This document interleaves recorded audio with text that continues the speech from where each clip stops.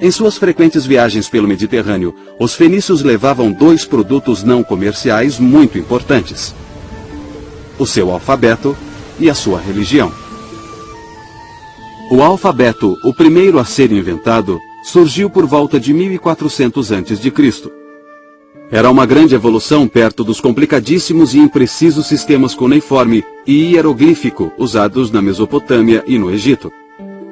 O alfabeto fenício, mais tarde, serviria de base para os alfabetos grego e romano e posteriormente serviu de inspiração para o alfabeto inglês.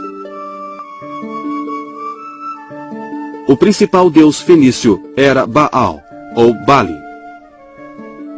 O termo Baal refere-se, na verdade, a várias deusas da fertilidade dos cananeus e dos fenícios. Os cananeus eram essencialmente um povo agrícola que adorava uma variedade de deuses agrícolas e da fertilidade. Baal era o deus das tempestades e o deus da chuva.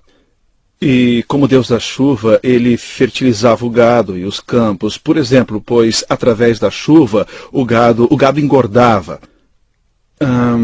Aprendemos muito sobre esses deuses Baal em textos fenícios da cidade real de Ugarit.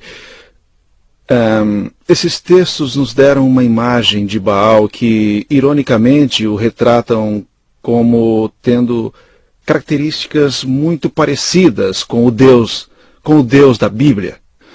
Por exemplo, por ser o Deus das tempestades, Baal cavalga as nuvens. Exatamente como o Salmo 104 relata que Deus da Bíblia cavalga as nuvens e o vento. Baal, como Deus da Bíblia, era um juiz e garantia a justiça. Eu acho que esses paralelos sugerem que os antigos israelitas, sobretudo durante o século VIII e IX, lutaram muito no seu íntimo para decidirem a que Deus eles seriam leais. Mais tarde, os hebreus migraram para o que a Bíblia chama de terra do leite e do mel. Esta é a região conhecida como Canaã, Palestina e, desde 1948, Israel.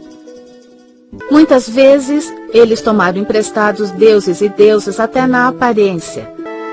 Era um grupo de judeus palestinos que acreditava num Salvador a quem chamavam Cristo. No início, o cristianismo era um entre vários cultos das terras conquistadas por Roma. No século IV d.C., o imperador Constantino promulgou o Édito de Milão, tornando o cristianismo uma religião aceita no Império Romano. Mais tarde, ela tornou-se a religião oficial de Roma.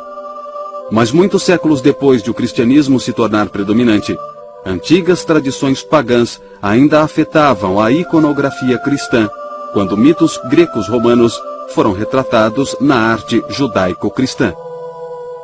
Séculos se passaram, mas por fim, os antigos mitos e religiões do Mediterrâneo cederam totalmente a uma nova ordem.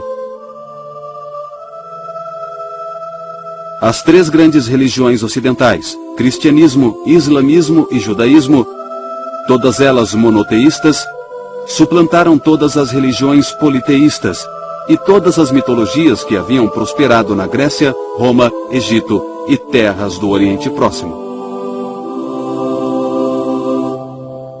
Durante toda a antiguidade e até bem depois, mitos foram maneiras poderosas de explicar o mundo.